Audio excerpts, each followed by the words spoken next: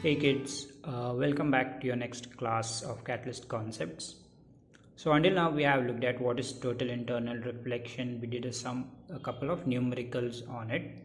Today we'll just look at two small activities to show us total internal reflection. For these two activities, I'm going to need very simple instruments. They are right in front of me. I'm going to need a beaker and I'm going to need a coin. So this is something you can try out at home on your own. It's quite interesting to see, and let's begin. So the aim of the experiment would be to observe total internal reflection in water. So I'm going to start with the first activity. Okay, so for the first activity, what I'm going to do, I'm going to place this coin under the beaker. Okay, so I think it's a little clear to you that there is a coin underneath the beaker over here.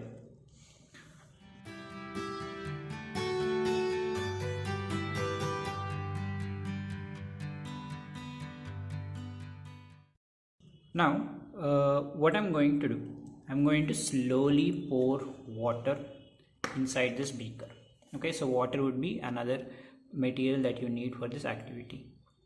What you need to observe is what happens to the coin as the water is being poured inside of it.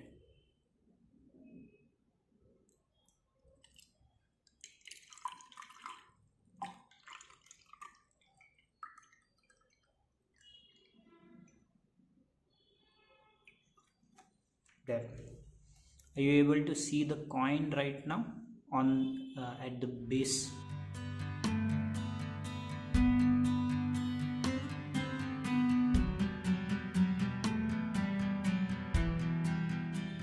Over here you were able to see the coin before, but not anymore, right?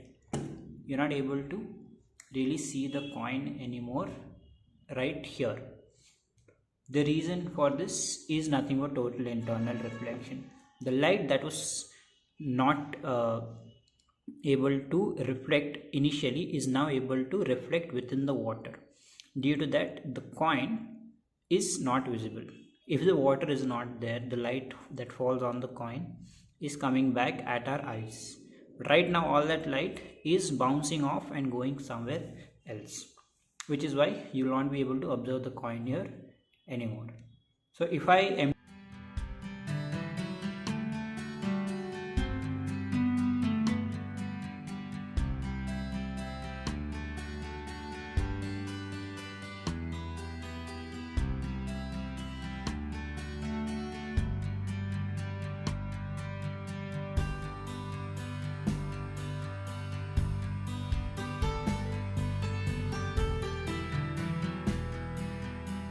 empty out the water again, you'll be able to see the coin at the base again.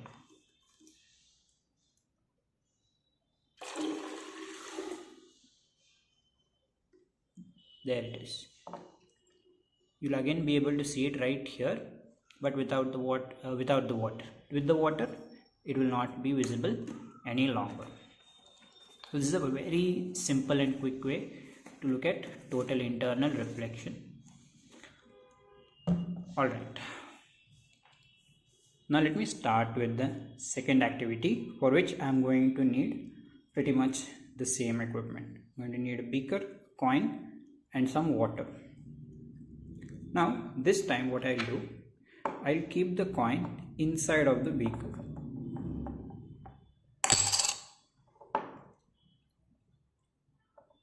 That. Okay, so I try to put it at the center of the beaker, although it's not completely necessary. I'll just turn it around to this side so it is more visible to us.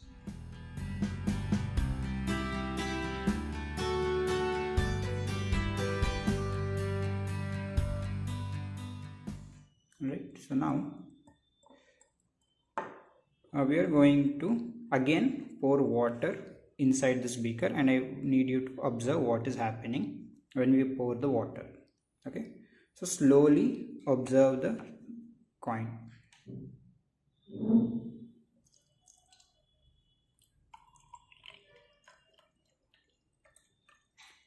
You see, this time there is a slight difference.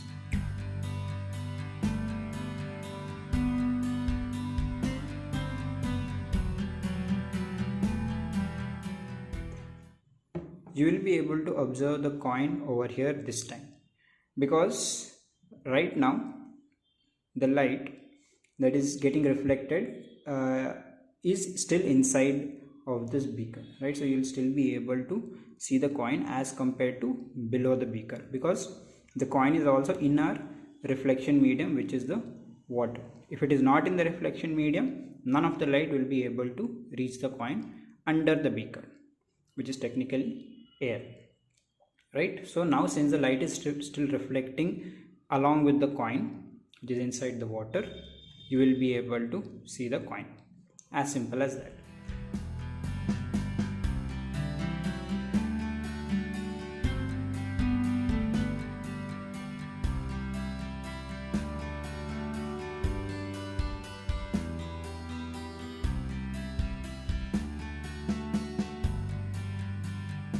Along with that, if you observe bit at the surface of the water, can you see like a image of the coin right here at the surface, right?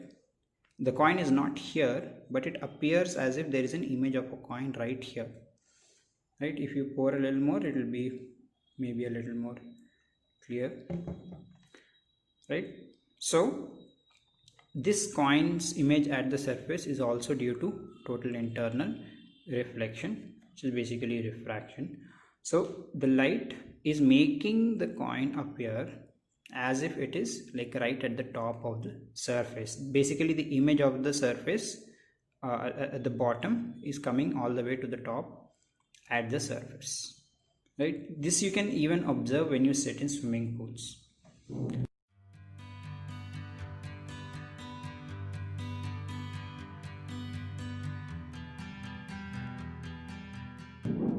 Right, so these are very simple 2 activities that we can do to observe total internal reflection.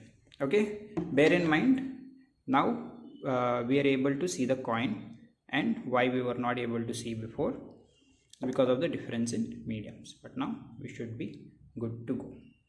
I think you can also observe that the coin looks a little bit bigger.